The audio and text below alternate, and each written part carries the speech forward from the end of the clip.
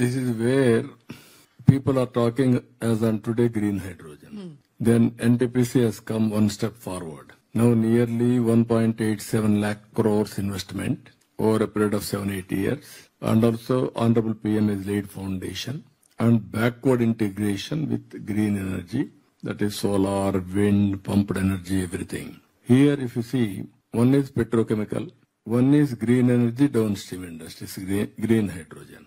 Andhra Pradesh is having 10 ports. For petrochemical, port is required. Green energy for export, again, port is required. So both are possible, as you rightly mentioned. Now there is a huge demand also we have to create. Green hydrogen, all these things. Now that is the future. For sustainability, we have to bring reforms in, I can say, fuel or energy.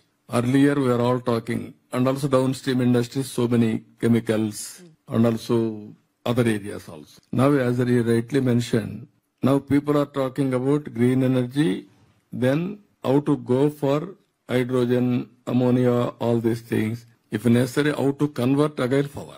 This is a very interesting situation is happening today now. For that, Andhra Pradesh is the leader. 30% of green energy, green hydrogen by 2030, Andhra Pradesh is going to add in the country. We are proud of it. 1/3 from Andhra Pradesh.